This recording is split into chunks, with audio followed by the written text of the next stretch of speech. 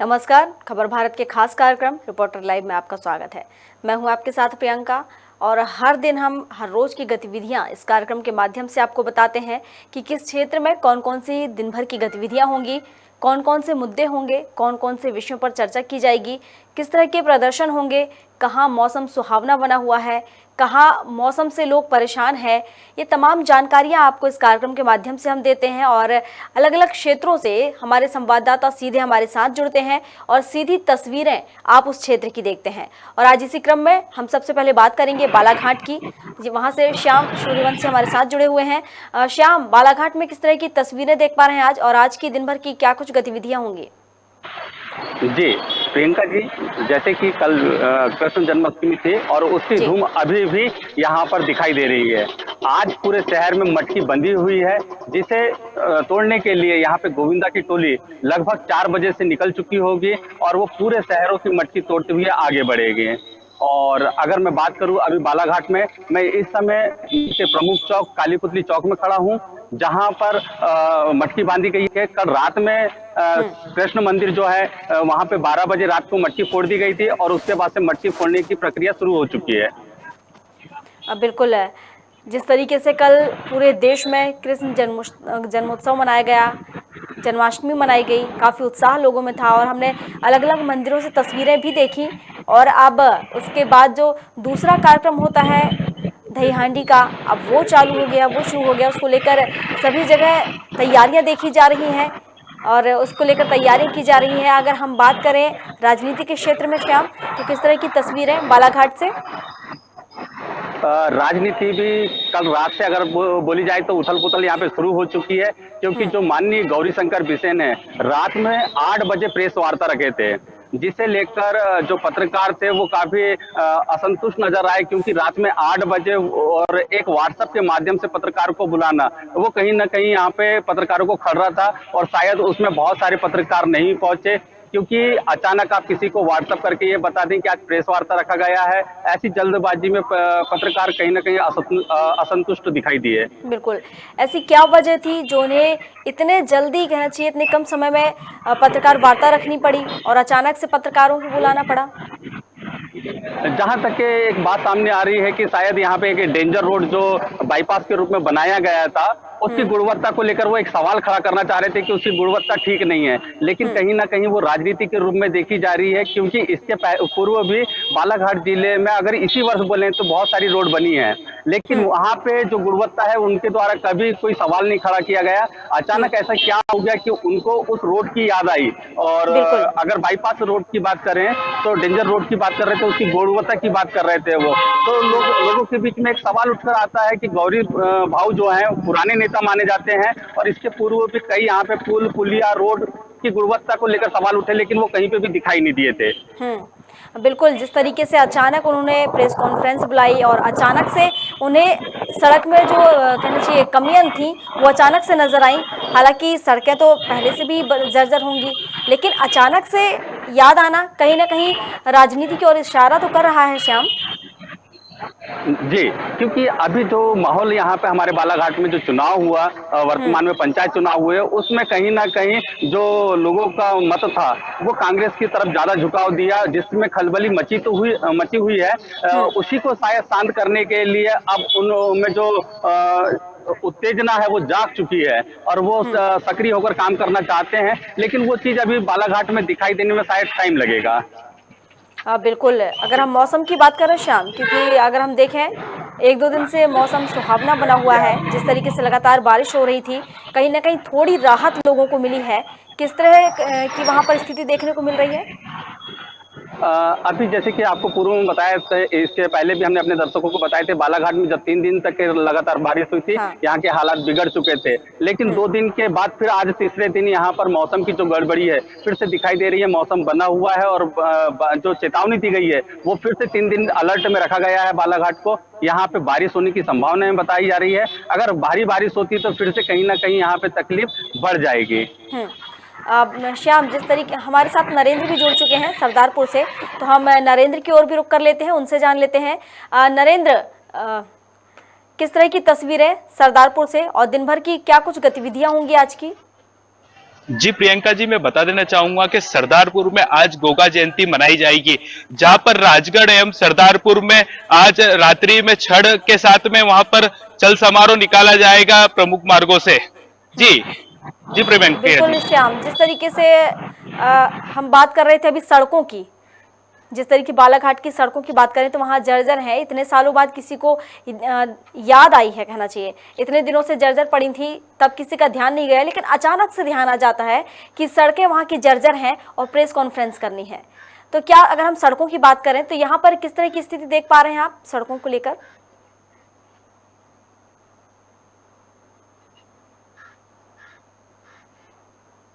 नरेंद्र, सुन पा रहे हैं आप? जी जी जी प्रियंका जी, आ रही है जी। आवाज। प्रियंका जी, सड़कों की अगर बात की जाए तो सड़कें यहाँ पर कुछ सड़कें खराब हो गई है पानी की वजह से, बारिश की वजह से। कहीं पर गड्ढे हैं सड़कों पर और कहीं पर अभी नई नई सड़कें बनी हैं। हालांकि देखा जाए तो सरदारपुर क्षेत्र में अधिकतर तो सड़कें बन चुकी है, पर अभी कुछ सड़कें बाकी है। अगर बात की जाए तो लाबरिया चिराखान वाले मार्ग की अगर बात की जाए तो काफी गड्ढे हो चुके हैं उस रोड पर। वहां पर जाने में काफी दिक्कतें आ रही है। अगर अभी बात की जाए ताजा हाल में तो मिंडा में भी एक सड़क है जो कि उसका शायद टेंडर भी हो चुका है, परंतु आज तक वह ठेकेदार बना नहीं है। पर अभी अगर बात की जाए मिंडा की तो वहां पर किसानों को काफी परेशानी आ रही है गांव में जाने के लिए।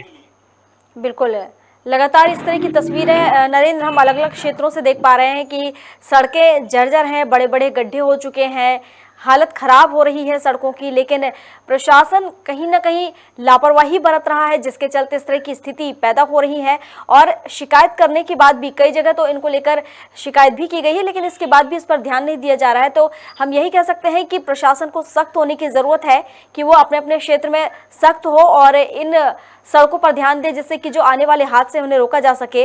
नरेंद्र, मौसम की अगर हम बात करें, जिस तरीके से हम देख पा रहे हैं कि 2-3 दिन पहले मौसम काफी बारिश का देखा जा रहा था, लेकिन अब सुहावना बना हुआ है, कहीं ना कहीं लोगों को राहत है बारिश से। जी, सरदारपुर क्षेत्र की अगर बात की जाए, सरदारपुर क्षेत्र में प्रियंका जी निम्न बारिश हुई है, इतनी बारिश नहीं हुई है। यहाँ पर रुक रुक के बारिश हो रही है। अभी भी आज सुबह भी में भी सुबह सुबह भी यहाँ पर एक बारिश हुई थी थोड़ी सी, परंतु अभी सुहाना मौसम है, अब मौसम खुल चुका है पूरी तरह से। बिल्कुल नरेंद्र, अगर हम स्वच्छता की बात करें, जिस तरीके से सरकार लाख दावे करती है, करोड़ों रुपए खर्च करती है स्वच्छता के नाम पर, लेकिन अगर हम जमीनी हकीकत देखें तो कई जगह अभी ऐसे हैं और कई स्थान, कई क्षेत्र ऐसे हैं जहां पर अभी भी गंदगी का अंबार लगा हुआ है। जी जी, बता देना चाहूंगा कि हाल ही में नगर परिषद राजगढ़ है, राजगढ़ में एक रोड अभी बन रहा है, वो रोड अधूरा है, वहां पर कई गड्ढे हो रहे हैं और कई गंदगियां हो रही है वहां पर। जी, वो नगर परिषद का ध्यान नहीं जा रहा है इस ओर। बिल्कुल, हमारे साथ श्याम भी बने हुए हैं, श्याम की ओर भी रुक कर लेते हैं, श्याम से जान लेते हैं कि बालाघाट में किस तरह की तस्वीर है स्वच्छता को लेकर। जी श्याम, किस तरह की तस्वीरें आप बालाघाट से देख पा रहे हैं स्वच्छता को लेकर, जिस तरीके से लगातार सरकार दावे करती आई है स्वच्छता को लेकर, किस तरह की तस्वीरें, क्या उनके दावे सही हैं? जैसे कि मैं बता दूं कि कल गौरी शंकर बिसेन जी नगर पालिका के नवनिर्वाचित अध्यक्ष के द्वारा शहर का भ्रमण किया गया था। शहर में काफी जगह जांच की गई थी यही स्वच्छता को लेकर। अब उसके परिणाम क्या आते हैं वो तो आने वाला समय ही बताएगा। खैर, मैं आज जो माहौल है यहाँ पे बालाघाट में दही हांडी का, मैं उससे लेकर एक महोदय हमारे जो प्रतिवर्ष यहाँ पे दही हांडी रखते हैं और इनसे जानेंगे कि उत्साह किस प्रकार का रहता है यहाँ पे। सर, आपका परिचय? मैं दुर्गा सहारे, थोड़ा जोर से बोलेंगे आप? मैं दुर्गा सहारे, साईं दुर्गा ऑनलाइन बालाघाट से। सबसे पहले तो पूरे देशवासी को पुनः 15 अगस्त की शुभकामनाएं, जन्माष्टमी की शुभकामनाएं मेरी ओर से। थोड़ा जोर से बोलेंगे भाई साहब। और यहाँ जो दही हांडी का जो उत्सव मुझे इस साल दिखाई दे रहा है वो प्रति वर्ष के अपेक्षा इस साल ज्यादा दिखाई दे रहा है। भगवान से प्रार्थना करूँ कि हर साल ये उत्सव और उल्लास के त्योहार मनाते रहें। मैं कैमरामैन से कहूंगा कि वो दही हांडी की तरफ थोड़ा सा दिखाएं। इनके द्वारा जो बांधा गया है यहाँ पे दही हांडी, और काफी ऊंचाई पे रखते हैं। अच्छा, यहाँ पे जो अगर मैं बात करूं, गोविंदाओं की जो टोली है वो लगभग कितने बजे पहुंचती है? यहाँ पे करीबन 4 से 5 बजे के बीच पहुंचती है। 4 से 5 बजे शाम पूरा शहर का भ्रमण करते हुए वो टोली जी यहाँ से कालीपुर भी जाएगी। जी प्रियंका जी। श्याम, दही हांडी की जो बांधी गई है कितनी ऊंचाई पर बांधी गई है और क्या कोई समितियां बुलाई जाती हैं इस कार्यक्रम के लिए? जी जी, ये लगभग यहाँ पे 20 फीट की ऊंचाई पर दही हांडी जो है वो 20 फीट की ऊंचाई पर दिखाई दे रही है। और यहाँ पे गोविंदा की जो टोलियां हैं अलग अलग हाँ। क्षेत्र से यहाँ पे भ्रमण पर निकलती है और रास्ते में जितनी भी दही हांडियां रहती है उनके द्वारा प्रयास किया जाता है कि हम तोड़ें। बिल्कुल, आपके साथ खड़े हुए हैं, उनसे जानने की कोशिश कीजिए कि जी। किस तरह की तैयारियां उनके द्वारा की गई हैं। यहाँ पे अगर जैसे दही हांडी काफी ऊंचाई पर है, किस तरीके से तैयारी की गई है यहाँ पर? यहाँ से पूरी दही हांडी को देखो हमने इस बार तिरंगा से सजा दिए हैं, क्योंकि ये अपने थोड़ा जोर से बोलेंगे भाई, सब साउंड यहाँ से। देश की शान है, तिरंगा को लहराते रहे आसमान में। और जन्माष्टमी की जो हांडी दिखाई दे रही है कम से कम 20 से 25 फीट दूर है। जब गोविंदा की टोली आती है तो बहुत आनंद आता है और कई बार उसको तोड़ने की कोशिश करते हैं और गिरते हैं। जैसे कि आप दही हांडी यहाँ पे रखे हैं, प्रशासन की तरफ से कोई व्यवस्था की गई है कि जैसे कोई गंभीर रूप से घायल हो जाए, कुछ हो जाए, तो उस समय कोई व्यवस्था होती है यहाँ पे? हाँ, बिल्कुल बिल्कुल बिल्कुल। प्रशासन, शासन और प्रशासन ये पूरे गोविंदा टोली का हमेशा साथ में खड़ा रहता है और मैं धन्यवाद जिले के शासन और प्रशासन को। अगर जैसे दही हांडी फोड़ते हैं तो उसके लिए शायद आपकी तरफ से कुछ प्रोत्साहन वगैरह रखते हैं? जी जी, मैं 500 रुपये 1 रुपये देता हूँ मैं। अच्छा। और ये जो दही हांडी बनाए तो 21 रुपये गोविंदा टोली चार्ज लेती है। ठीक है भाई साहब, आपका परिचय? मेरा नाम सनी जैन है। थोड़ा जोर से बोलेंगे आप? मेरा नाम सनी जैन है। यहाँ पे जो गोविंदा की टोली आती है उसमें कैसा उत्साह देखने मिलता है? बढ़िया, एक नंबर उत्साह देखने को मिलता है। सब लड़के अपनी मस्ती में रहते हैं, अपने हिसाब से मट्टी को देख के अपने हिसाब से मट्टी तोड़ने उड़ने का प्रयास करते हैं। खूब उत्साह रहता है उन लोगों के बीच में। जैसे कि यहाँ पे अभी बताया गया है कि काफी उत्साह रहता श्याम, है यहाँ पे प्रसाद। नरेंद्र की ओर रुख कर लेती हूँ मैं। नरेंद्र भी हमारे साथ जुड़े हुए हैं, नरेंद्र से भी जान लेते हैं किस तरह की तैयारियां दही हांडी को लेकर, किस तरह की वहां पर तैयारियां की गई हैं, किस तरह से कार्यक्रम आयोजित किया जा रहा है और किस तरह के पुरस्कार रखे गए हैं। नरेंद्र जी, प्रियंका जी, मैं बता देना चाहूंगा दही हांडी का कार्यक्रम रात्रि 12 बजे हो चुका है सरदारपुर तहसील में सभी स्थानों पर। बता देना चाहूंगा कि कई स्थानों पर कई जगह 20 फीट ऊंची मटकियां बांधी गई थी, कई जगह पुरस्कार भी रखे गए थे। बात की जाए तो 12 बजे के आसपास महाआरती भी सभी मंदिरों में, कृष्ण मंदिर हुआ, नरसिंह मंदिर हुआ, चार भुजा मंदिर हुआ, यहाँ पर सभी दूर भव्य आरती की गई और प्रसाद वितरित की गई है सरदारपुर तहसील में। बिल्कुल, जैसा कि अभी आपने बताया कि कल दही हांडी का प्रयोग जो कार्यक्रम था वो हो चुका है, तो कौन सी टीम विजेता रही, किसने मतलब हाथ मारा, किसने बाजी मारी, किसकी जीत हुई? जी जी, कौन सी टोली ने जी जी, सरदारपुर के ग्राम दसई में कल रात्रि में 20 फीट ऊंची हरदौलाला चौक पर एक मटकी का आयोजन किया गया था, जिसमें 3 से 4 टोलियां लगातार वहां पर चढ़ी गई, पर नहीं वहां पर लगान फैंस ग्रुप द्वारा उस मटकी दही हांडी को फोड़ा गया, वही इनाम प्राप्त किया गया।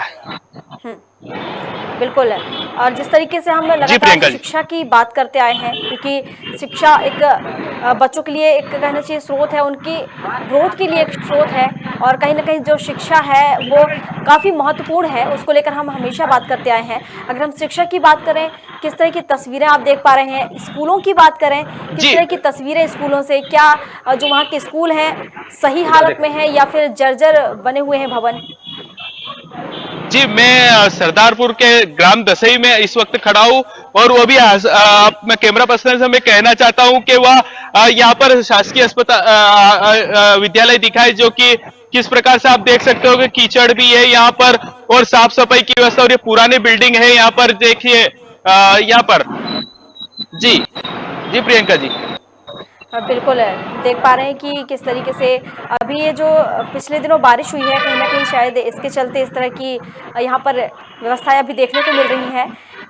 हम नरेंद्र से उनसे भी जान लेते हैं, श्याम से, कि वहाँ पर स्कूलों की स्थिति कैसी है बालाघाट की। श्याम जी, जैसे कि अभी कुछ समय से यहाँ पे चाहे स्कूल की बात करें या छात्रावासों की बात करें, जो स्थिति है वो ठीक नहीं है। आए दिन यहाँ पे जो शिकायतें मिल रही है, अगर मैं बात करूँ आज से 2 दिन पहले की, तो एक साडरा ग्राम पंचायत है लांजी क्षेत्र का, वहाँ पे 27 बच्चे पानी पीकर बीमार होते हुए दिखाई दिए, जिस पर प्रशासन सख्त हुआ। लेकिन मैं प्रशासन से शासन से कहना चाहूंगा कि आप तब सख्त मत होइए जब बीमार हो जाए बच्चा, पहले से आपको एक जिम्मेदारी बनती है कि आप उन प्रिंसिपल स्कूल, को सभी समस्त स्कूलों के बुलाओ बुलाओ बुलाओ छात्रावासों की बुलाओ आप बुलाओ व्यवस्था जल्दी। के करें। तो आप अगर समय पर जाकर उन स्कूल और छात्रावासों की व्यवस्था सुधारेंगे तो जो बच्चों की जान पर बनकर नहीं आएगी बात। बिल्कुल सही कहा श्याम आपने कि जब आपको मुद्दा उठाना है, जब बात उठानी है तो उस समय उठाइए जब उसे संभाला जा सके। बिगड़ने के बाद उस बात को उठाना, उसका कोई मतलब नहीं रह जाता है कि जब अगर बीमार हो जाता है बच्चा या कोई भी मरीज है, अगर उसकी कोई घटना घट जाती है उसके साथ, तो कहीं ना कहीं इसके लिए वहाँ का प्रशासन ही जिम्मेदार होगा। क्योंकि जिस तरीके से हम कहते आ रहे हैं कि प्रशासन को कहीं ना कहीं एक बड़ी जिम्मेदारी होती है प्रशासन की कि जनता को वो सारी सुविधाएं दें, और लेकिन अगर कहीं उन्हें ये सुविधाएं नहीं मिल पा रही हैं तो कहीं सबसे बड़ी लापरवाही प्रशासन की ही है। हम अस्पतालों की बात करें श्याम, जिस तरीके से लगातार मरीजों की संख्या बढ़ती जा रही है, लगातार जो बीमारियां हैं वो अपने पैर पसार रही हैं, किस तरह की स्थिति अस्पतालों की? अगर बात करें तो मौसम इस बार जो बार बार करवट बदल रहा है, इस पे कहीं ना कहीं तबीयत जो खराब होना है वो ज्यादा है। मरीजों की संख्या यहाँ पे बढ़ते जा रही है। लोग यहाँ से इलाज तो बालाघाट में कराते हैं, लेकिन यहाँ से लगा हुआ गोंदिया नागपुर है, वहां पे भी मरीज यहाँ से इलाज कराने के लिए जाते हैं। और अगर मैं बात करूँ बालाघाट की, तो यहाँ पे जो गंदगी की बात मैं बार बार कहता हूँ, मुख्य कारण यही है कि यहाँ पे अगर सफाई कर दी जाए, अच्छी सफाई की व्यवस्था रहेगी तो शायद बीमारी को कंट्रोल में किया जा सकता है। बिल्कुल श्याम, अगर हम बात करें आंगनवाड़ी की, चूंकि अगर हम देखें तो आंगनवाड़ी से कई बार कई प्रकार की लापरवाही सामने आती है। जहां छोटे छोटे ननिहाल वहां पर पढ़ने जाते हैं, उनकी देखरेख की जाती है, लेकिन वहीं अगर हम दूसरी ओर देखें तो कई प्रकार की लापरवाही भी सामने आती है। जी, अगर आंगनवाड़ी की बात कर रहे हैं आप, तो मैं बता दूं सबसे नीचे तबके में लोग काम कर रहे हैं। आज आंगनवाड़ी में बात कर दूं या सहायिका की बात कर दूं, ये इतने कम पेमेंट में काम करते 3,000 5,000 रुपए में, और शासन इनसे इतनी अपेक्षा रखती है कि ये चाहते हैं कि भरपूर इनको सहयोग मिल जाए। कैसे मिल जाएगा? आए दिन वो लोग आंदोलन करते हैं, उनकी मांगों पर ध्यान नहीं दिया जाता, तो कहीं ना कहीं वो फिर अपना पैसा बचाने के लिए छोटे छोटे मासूम बच्चों का मुंह पोंछते नजर आते हैं। बिल्कुल, हमारे साथ प्रदीप भी जुड़े हुए हैं, सीनियर रिपोर्टर भोपाल से, उनसे भी जान लेते हैं आज दिन भर की क्या कुछ गतिविधियां होंगी। प्रदीप, दिन भर की कौन कौन सी गतिविधियां होंगी आज जिन पर फोकस होगा? देखिए, सबसे पहले तो आज भारतीय जनता पार्टी युवा मोर्चा की जो बड़ी बैठक है वो आज बीजेपी कार्यालय में बुलाई गई है। तकरीबन अब से कुछ देर बाद जो है ये बैठक शुरू होगी। तकरीबन 3 से 4 चरणों में ये पूरी बैठक जो है आज होनी है। इसमें खुद प्रदेश के मुख्यमंत्री शिवराज सिंह चौहान, दूसरी ओर प्रदेश के बीजेपी के अध्यक्ष सत्यानंद शर्मा शामिल रहेंगे। साथ साथ 2023 को लेकर के जो चुनाव की जो तैयारियां हैं वो कहीं ना कहीं इसको देख के मानी जा रही है कि कल हमने देखा कि जिस प्रकार से कल मुख्यमंत्री शिवराज सिंह चौहान ने 200 पार का लक्ष्य जो है वो कहीं ना कहीं कार्यकर्ताओं को दिया था।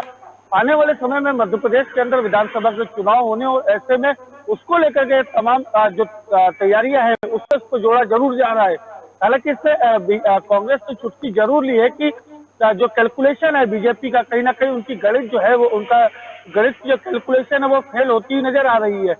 वहीं दूसरी ओर आज अगर कांग्रेस की बात करें तो 75 किलोमीटर की जो यात्रा, जो पदयात्रा करने की बात जो थी, आज उसका समापन जो है वो राजधानी भोपाल में आज होने जा रहा है। अब तक कुछ देर बाद ही जो पीसी शर्मा है, जो कि विधायक और पूर्व मंत्री भी रह चुके हैं कांग्रेस सरकार में, जब कमलनाथ की सरकार की मंत्री भी रह चुके हैं, वो आज अपनी पदयात्रा को समाप्त करने वाले हैं।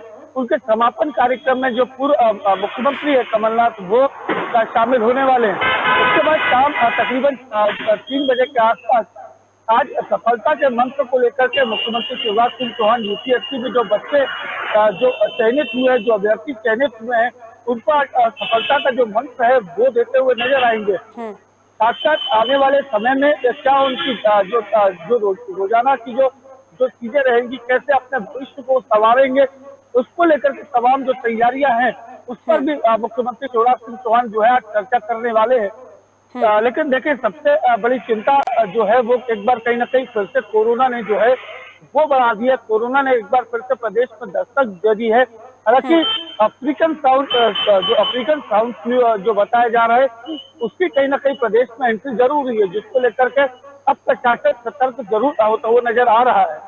बिल्कुल है। प्रदीप, जिस तरीके से श्याम हमारे साथ जुड़े हुए थे, हम आंगनबाड़ी को लेकर बात कर रहे थे कि आंगनबाड़ी में किस तरह की लापरवाही बरती जा रही है। राजधानी भोपाल की हम बात करें, उनकी जो मांग है वो जायज़ है कि जिस तरीके से मांग कर रही है, उन्हें कम वेतन दिया जा रहा है, जिसके चलते प्रदर्शन उन लोगों के द्वारा किया जा रहा है, वो जायज़ है, लेकिन लापरवाही बरतना, क्या कहेंगे आप? देखिए, निश्चित तौर पर आंगनबाड़ी कार्यकर्ताओं चाहे आशा ऊषा कार्यकर्ताओं समय समय पर सरकार से अपनी वेतन वृद्धि और अपने पद को लेकर, पदनाम को लेकर के कई बार प्रदर्शन पहले भी राजधानी भोपाल में कर चुकी हैं। लेकिन जिस प्रकार से अपनी मांगों को रखना कोई गलत नहीं है, लेकिन जो आंगनबाड़ी में जो बच्चे हैं, जो नौनिहाल हैं, जो आते हैं, वो कहीं ना कहीं इस ओर भी जरूर रहते हैं कि यहाँ पर उनके भविष्य को संवारा जाएगा, सुधारा जाएगा, उसको लेकर के यहाँ पर कि कहीं ना कहीं उसकी पहली सीढ़ी जो है वो आंगनबाड़ी से ही शुरू होती है। हालांकि कल्चर जरूर बदला है, हालांकि प्ले स्कूलों ने उसकी आंगनबाड़ी की जगह ले ली है, लेकिन आंगनबाड़ियों की आज भी अगर सुविधाओं की बात करें, शासन के द्वारा लगातार समय समय पर वहां पर जो कार्यक्रम है वो आयोजित किए जाते हैं, चाहे टीकाकरण के माध्यम हो या अन्य जो चीजें हैं, लेकिन वहां पर इन लोगों का उपस्थित न होना कहीं ना कहीं इस बात इशारा जरूर करता है कि उनकी जो इच्छा है वो इन आंगनबाड़ियों में काम करने की अपेक्षा अपने वेतन को लेकर ज्यादा है।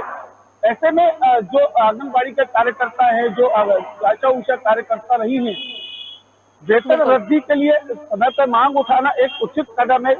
वो उनके जो वेतनमान जो उनको मिलता है वो अलग विषय है, लेकिन छोटे बच्चों के साथ उनकी लापरवाही कहीं ना कहीं एक आने वाले समय के लिए घातक जरूर हो सकती है। बिल्कुल प्रदीप, हमारे साथ नरेंद्र भी बने हुए हैं, तो हम वहां की भी तस्वीरें देख लेते हैं कि वहां पर आंगनबाड़ी को लेकर किस तरह की तस्वीरें हैं। क्या वहां पर आंगनबाड़ी सही तरीके से, सही ढंग से संचालित की जा रही है या फिर वहां पर भी किसी तरह की लापरवाही देखने को मिल रही है? नरेंद्र जी प्रियंका जी, मैं बता देना चाहूंगा कि सरदारपुर तहसील में आंगनवाड़ी की अगर बात की जाए, कई जगह आंगनवाड़ी जर्जर अवस्था में दिखाई देती है। और आपको बता देना चाहूंगा कि सबसे बड़ी बात यह है कि कई जगहों पर तो किराए के मकान में भी आंगनवाड़ी चल रही है, भवन नहीं होने के अभाव के कारण।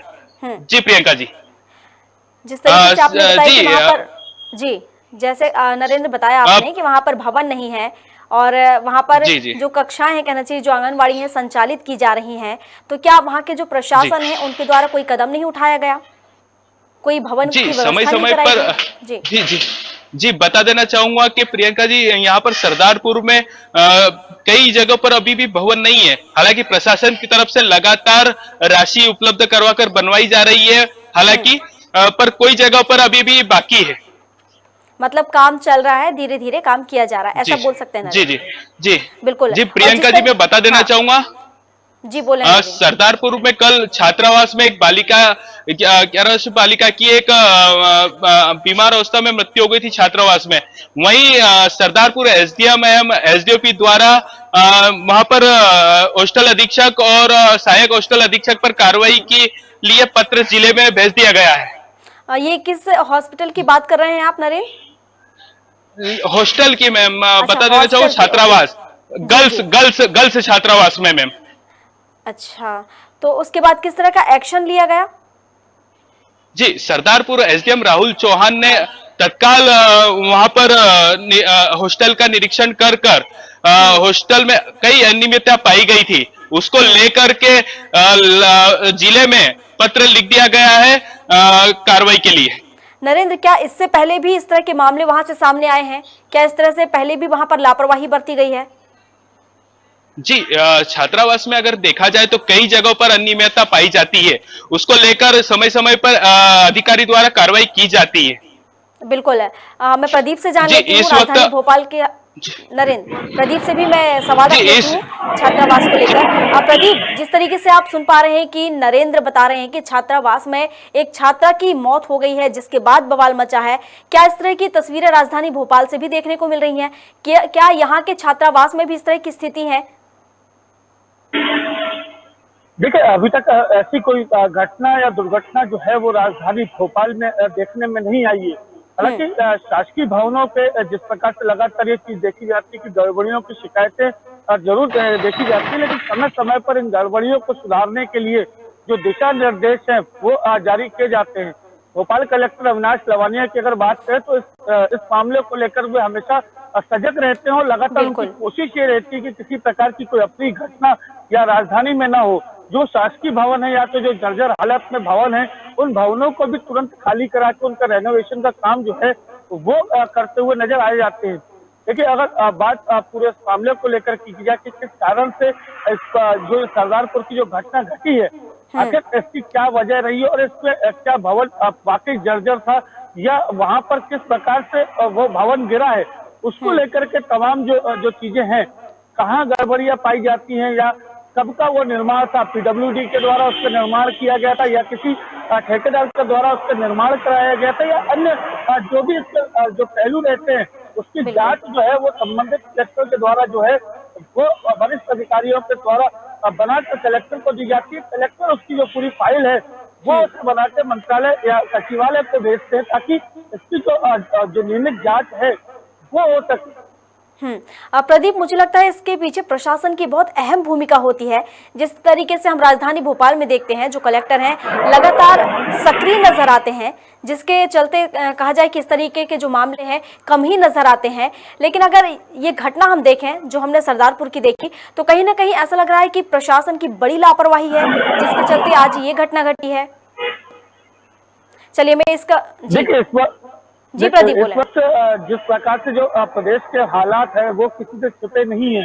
अगर बारिश को लेकर के बात की है तो देखिए, जिस प्रकार से औसतन बारिश हुई है वो सामान्य से ज्यादा हुई है और इसके चलते कई जो भवन हैं वो हालांकि या तो लीकेज हो रहे हैं या तो उनका जो स्थिति है वो जर्जर की ओर जाती हुई देखी जा रही है। तो इसको लेकर इस बात को जरूर कहा जा सकता है कि अति बारिश जो है कहीं ना कहीं इस बार जिस प्रकार से मध्य प्रदेश के अंदर हुई है उसमें जो कई पुराने भवन थे वहां पर इस प्रकार की शिकायतें जो है वो जरूर देखने में है। हालांकि अगर प्रशासन की लापरवाही की बात की जाए तो वहां पर पहले प्रथम दृष्टया ये देखना चाहिए कि जो वहां के छात्रावास के जो अधीक्षक हैं उनके द्वारा क्या वहां के कलेक्टर को पत्र लिखा गया है या संबंधित एसडीएम को पत्र लिखकर उसके सुधार को लेकर या उसके जीर्णोद्धार को लेकर किसी प्रकार की बात जो है वो की गई है या नहीं। ये तमाम जो पहलू हैं उस पर भी जो चीजें हैं, तमाम चीजें वो देखने में आनी जरूरी है। प्रथम दृष्टया जो प्रशासन पर आरोप तभी लगाया जा सकता है जब अधीक्षक के द्वारा वहां पर जो जमीन है या जो निर्माण कार्य है वहां पर अगर निर्माण कार्य हुआ है और उसके बाद अगर उसमें किसी प्रकार की कोई दिक्कत है या परेशानी है तो अधीक्षक के द्वारा उस पर किस प्रकार से मामले को संज्ञान में लिया गया। क्या क्षेत्रीय एसडीएम या क्षेत्रीय विधायक या क्षेत्रीय सांसद या साथ साथ जो क्षेत्रीय के कलेक्टर है क्या उन तक इस मामले को संज्ञान दिया गया, क्या वरिष्ठ अधिकारियों तक ये पूरा मामला पहुंचा। अगर ये पूरा मामला पहुंचा है और अधीक्षक के द्वारा इस मामले को लेकर के तमाम जो तैयारियां होती, जो फाइल बनती है, जो आवेदन बनता है, जो शिकायत पत्र बनता है, क्या उनके द्वारा वो दिया गया। अगर नहीं दिया गया तो प्रथम दृष्टया में जो इसको ये जरूर कहा जा सकता है कि इसके अधीक्षक का कहीं ना कहीं लापरवाही के चलते ये पूरे हादसे को जरूर जोड़कर देखना चाहिए। बिल्कुल। मैं नरेंद्र से बात करूंगी। नरेंद्र, मैं आपसे बात करूंगी लेकिन उससे पहले हमारे साथ जी प्रियंका जी, नरसिंहपुर से भी हमारे चलिए प्रियंका जी, मैं बता देना चाहूंगी कि भवन गिरने की वजह से मौत नहीं हुई है। हमारे सहयोगी द्वारा जो बताया गया है कि भवन गिरने से मौत नहीं हुई है, उसकी बीमारी को लेकर बीमारी अवस्था में उसको हॉस्पिटल में ले जाते वक्त मृत्यु हो चुकी थी उस बालिका की। चलिए, बिल्कुल। हम मनोज नोरिया भी हमारे साथ जुड़े हुए हैं, तनवीर आलम भी जुड़े हुए हैं, तो हम मनोज नोरिया की ओर रुख कर लेते हैं नरसिंहपुर में और वहां से तस्वीरें देख लेते हैं। मनोज, किस तरह की तस्वीरें, कौन कौन सी गतिविधियां आज दिन भर की? लगातार जो है आज सुबह से ही जो है नरसिंहपुर जो है तेज बारिश जो हो रही है जिससे कि जो है सामान्य जीवन जो है काफी परेशानी में है। लोग जो है आवाजाही में दिक्कत हो रही है। हालांकि जो बरसात है अच्छी बात है कि बरसात हो रही है जिससे कि जो लोगों को गर्मी से जो है राहत मिल रही है। तो वहीं पे देखा जाए तो आज जो है बरसात होने के कारण जो है नरसिंहपुर में एक जो पास के गाँव है वहाँ पर जो है डायरिया फैल गया है जिससे कि एक व्यक्ति की जो है भी मौत हो चुकी है। वहाँ पर जो है प्रशासन की टीम जो है मौजूद है और लगातार जो है जो वहाँ पर दूषित पानी आ रहा है उसको ठीक करने का प्रयास किया जा रहा है। बिल्कुल है। जिस तरीके से हम छात्रावास की बात कर रहे थे कि वहां पर कई लापरवाही बरती गई है, अगर हम यहाँ पर छात्रावास की बात करें तो क्या यहाँ पर भी लापरवाही देखने को मिल रही है? लगातार हम छात्रावास की अगर बात की जाए तो नरसिंहपुर जिले में ऐसे बहुत सारे छात्रावास हैं जहाँ पर जो बच्चे हैं वो शिकायत करते हैं कि उनको जो भोजन है वो गुणवत्तापूर्ण नहीं मिल रहा है। वहाँ पर जो रहने की जो सुविधा है वो ठीक नहीं है। वहाँ के जो छात्रावास है वहाँ पर जो लीक कर रहे हैं, जिससे कि पानी जो है छात्रावास के अंदर आ जाता है। जो बच्चे हैं वहाँ पर काफी दिक्कत उनको होती है। लगातार जो इसकी शिकायत है, जो बच्चे हैं वह लगातार आगे जो कलेक्टर महोदय नरसिंहपुर को करते रहते हैं, पर उनकी समस्या का समाधान नहीं हो पाता। इसके कुछ परसों के दिन की ही बात है, गोटे गांव में गंजई गांव है जहां पर मिड डे मील का जो भोजन रहता है वहां पर कीड़े युक्त जो है बच्चों को भोजन दिया जा रहा था कई दिनों से। कल वहां पर जो है वहां के सरपंच उनको जो शिकायत प्राप्त हुई थी, वहां पर उन्होंने मौके पर जाकर देखा तो प्रशासन की टीम को जो है उन्होंने बताया तो वहां पर जो खाना है, जो चावल है, उसमें जो है कीड़े थे और जिससे कि कुछ बच्चे जो है उल्टी करने लगे और उनकी तबीयत खराब हो गई। बिल्कुल है, मतलब यहाँ पर भी कह सकते हैं कि लापरवाही देखने को मिल रही है। अगर खाने की हम बात करें तो खाने में शुद्धता देखने को नहीं मिल रही है। हम छत्तीसगढ़ से हमारे साथ जुड़े हुए हैं, छत्तीसगढ़ के गोरेला से तनवीर, तो हम तनवीर से भी जान लेते हैं कि छत्तीसगढ़ में किस तरह की तस्वीरें, कौन कौन सी गतिविधियां आज की। तनवीर जी बिल्कुल, देखिए छत्तीसगढ़ की अगर मैं गौरेला पेंड्रा मरवाही जिले की बात करूं तो गौरेला पेंड्रा मरवाही जिले में इस समय हाथियों का आतंक, गजराज का आतंक काफी दिनों से छाए हुआ है। पिछले 1 महीने से लगातार 3 हाथियों का दल इस मरवाही रेंज में मौजूद था। लेकिन वहीं एक और भी बड़ी चुनौती सामने आ रही है वन विभाग मरवाही के लिए, क्योंकि कोरबा जिले से पसान से होते हुए मरवाही जिले में 30 हाथियों ने दस्तक देने का प्रयास कर रहे हैं, जो कि सीमावर्ती इलाके में डटे हुए हैं। जिससे कल मरवाही के कुमारी में एक नवयुवक को कुचलकर हाथियों के द्वारा मार दिया गया, जिससे उसकी मौके पे ही मौत हो गई। तो इसमें कहीं ना कहीं देखा जाए कि मरवाही वन परिक्षेत्र में हाथियों का जो आतंक है वो लगातार जारी है, जिसकी वजह से किसानों की जो अभी फसलें हैं, नई फसलों को हाथी चट कर जा रहे हैं, घरों को नुकसान पहुंचा रहे हैं। और कहीं ना कहीं देखा जाए तो ये बात अगर मैं बोलूं कि अगर जिस हिसाब से वन विभाग में जो मरवाही रेंज में कई पद रिक्त हैं, जिसकी वजह से जो वन की जो हाथी सुरक्षा टीम है या वन समिति टीम है, उनको सही दिशा निर्देश न मिलने के कारण ऐसी दुर्घटनाएं और घटनाएं होती जा रही हैं। अगर वन विभाग इसको कड़ी कार्रवाई करे और रिक्त पदों को जल्द से जल्द भरे तो शायद ग्रामीणों को इसकी सुरक्षा मिल जाए, हाथियों से बचाव हो पाए। हालांकि जो घरों में हाथियों के द्वारा जो नुकसान हुआ है लोगों के, ग्रामीणों के घरों को वन विभाग के द्वारा शुरुआती तौर पे 5-5 हजार रुपए का मुआवजा तो अभी फिलहाल दे दिया गया है, लेकिन ये मुआवजा राशि सिर्फ सहायता राशि के तौर पे दी गई है। अभी इसके प्रोसीजर चालू आगे और तनवीर, आप जो तस्वीरें दिखा रहे हैं हमारे दर्शकों को, वो साफ तौर से हमारे दर्शक देख नहीं पा रहे हैं। जी बिल्कुल, कैमरे में पानी आ गया था मैं। जी यहाँ बारिश चालू हो गई है। जी यहाँ बारिश चालू हो गई, जैसा कि मौसम विभाग ने कल से ही अलर्ट जारी कर दिया कि छत्तीसगढ़ के बिलासपुर, बेमेतरा, रायगढ़, कोरबा और गौरेला पेंड्रा मरवाही जिले में कई जिलों में भारी बारिश की आशंका जताई थी। तो उसी की देखते हुए मौसम तो कल से बारिश का बना हुआ है, लेकिन ऐसी नहीं कोई खास बारिश नहीं जिससे लोगों को कोई परेशानी होती, लेकिन मौसम काफी ठीक है, लोगों को गर्मी से राहत मिल रही है। मैं अब आखिरी सवाल नरेंद्र से रख लेती हूँ। नरेंद्र, जिस तरीके से अभी जो छात्रावास को लेकर मामला सामने आया है और जिस तरीके से आपने बताया कि बीमारी के चलते एक छात्र की मौत हो गई है, इस तरीके के मामले लगातार हम देख पा रहे हैं। और इससे पहले भी हमने बुरहानपुर में तस्वीर देखी थी जहां से सीलिंग फैन छात्राओं के ऊपर गिर गया था। तो इस तरह की तस्वीरें सामने आ रही हैं, तो कहीं ना कहीं मुझे लगता है कि प्रशासन को गंभीरता इसमें दिखानी चाहिए, क्योंकि लापरवाही तो लापरवाही होती है, चाहे फिर वो कोई सी भी हो, चाहे फिर वो जर्जर भवन की हो, छज्जा गिरने की बात हो, या फिर शुद्ध खाने की बात हो, या फिर बीमारी की बात हो, या फिर सीलिंग फैन गिरने की बात हो। लापरवाही होती है।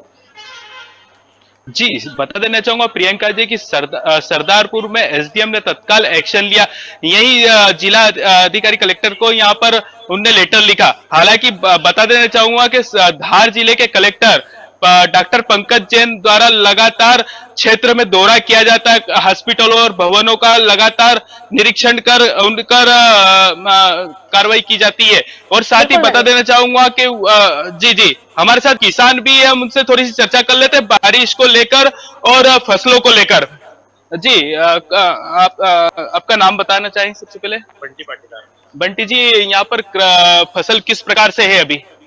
फसल पानी ज्यादा गिरने के कारण अभी फसल में बहुत ज्यादा बीमारी आ रही है। क्या बीमारी आ रही है फसलों में? पीला मोजेक का अभी चालू हो गया है। जी, पानी अधिक गिरने की वजह से हुआ है या कम गिरने की वजह से? पानी अधिक गिरने की वजह से। पानी अधिक गिरने की वजह से हुआ है।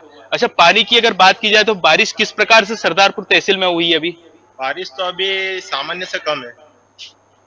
जी जी, प्रियंका जी हमारे साथ यहाँ के जिस जगह मैं खड़ा हूँ यहाँ के हमारे साथ प्रिंसिपल भी, हमसे थोड़ा सा चर्चा कर लेते हैं पढ़ाई के बारे में।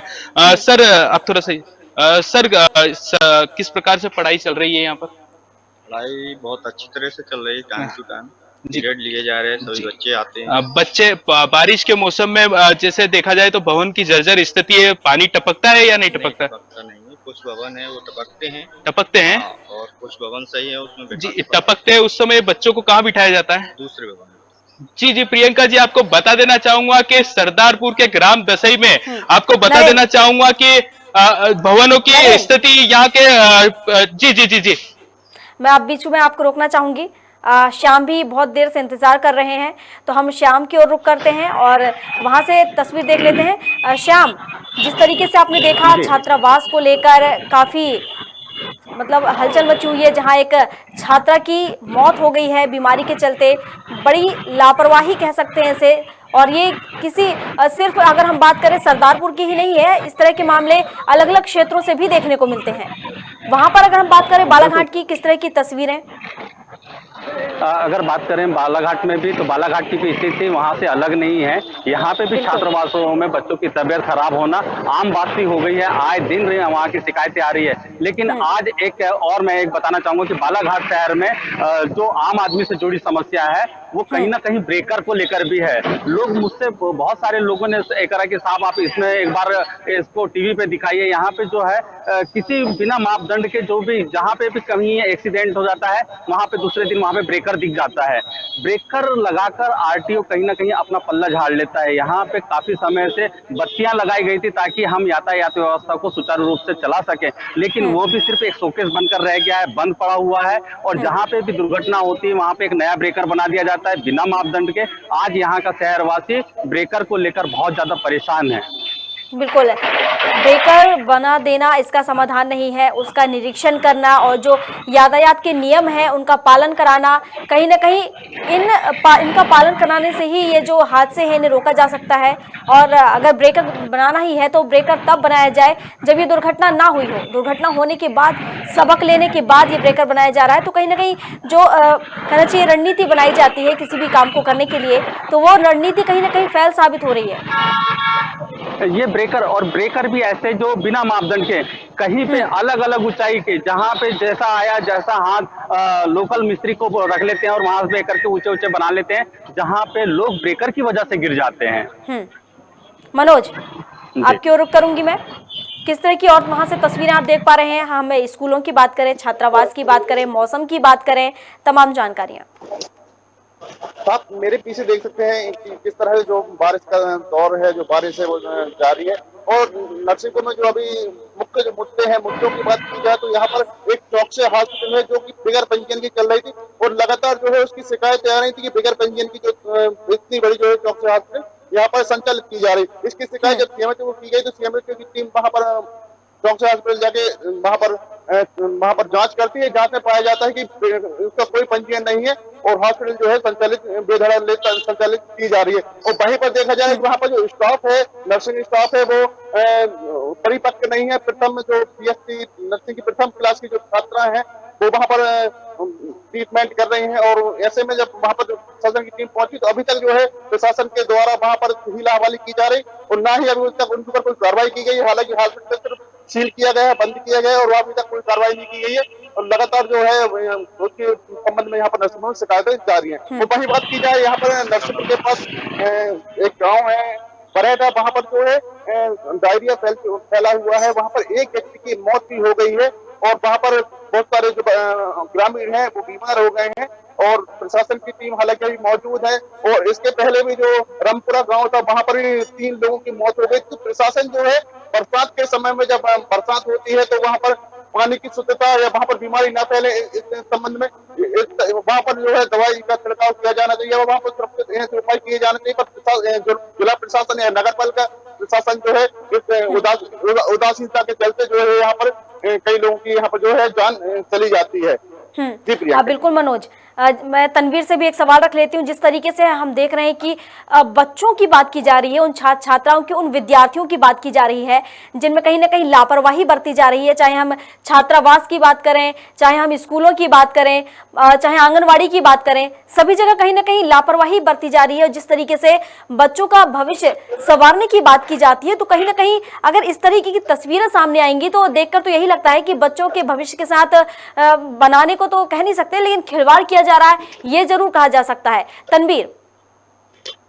जी बिल्कुल, देखिए जैसा आपने बच्चों की बात करी, तो बच्चों के बारे में देखा छात्रावास की सभी जगहों की जिलों की छात्रावास की हालत उतनी अच्छी नहीं है जिस हिसाब से होनी चाहिए, क्योंकि पुराने भवन है, जर्जर बिल्डिंग है, और बरसात के समय तो छात्रावास या अगर मैं स्कूलों की भी बात करूं तो कई ग्रामीण एरियो में स्कूलें ऐसी है, छात्रावास ऐसे इलाके में कि बरसात के समय वहां पानी का भराव हो जाता है, जिससे बच्चों को क्लासरूम में जाने में या छात्रावास जाने में काफी ज्यादा दिक्कत होती है। प्रशासन को इस ओर ध्यान देना चाहिए कि छात्रावास के आजू बाजू की जो जमीनें, जो पानी का जो निकासी है, जो पानी का निस्तार कर निकलना चाहिए, जो पानी गंदा का पानी निकले, उसकी एक सुनिश्चित व्यवस्था करनी चाहिए ताकि स्कूलों में जल भराव ना हो और बच्चों को पढ़ाई में कोई किसी प्रकार का विघन उत्पन्न ना हो, जिससे वो स्कूलों आ जा सके और पानी के भराव के कारण उनको किसी किस्म की तकलीफ ना हो। तो ये प्रशासन को बिल्कुल ध्यान देना चाहिए कि खास तौर से जो ग्रामीण इलाकों में छात्रावास होते हैं या स्कूल होते हैं, ऐसी समस्याएं ग्रामीण इलाकों में ज्यादा आती है। जी बिल्कुल तनवीर, जिस तरीके से हम ये सारी परिस्थितियां देख रहे हैं,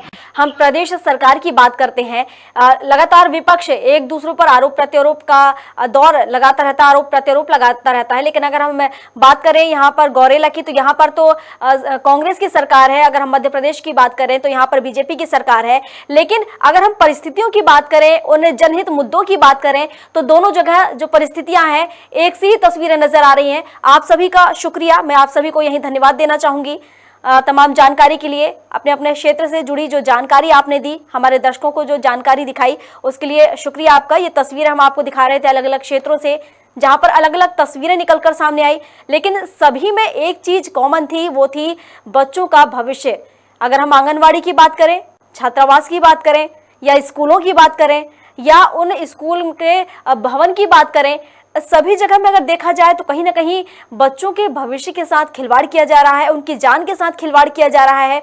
और अगर हम जिस तरीके से लगातार बात करते हैं सरकार की, प्रदेश सरकार की, तो अगर हम बात करें सरकार की, तो सरकार में भी ये चीज कॉमन नजर आ रही है कि जो जनहित के मुद्दे हैं कहीं ना कहीं उनमें बड़ी लापरवाही देखने को मिल रही है। लगातार सरकार प्रयास कर रही है, लेकिन कहीं ना कहीं जो उस पद पर बैठे अधिकारी हैं, उस विभाग पर बैठे अधिकारी हैं, कहीं ना कहीं वही इन योजनाओं को पलीता लगाते नजर आ रहे हैं।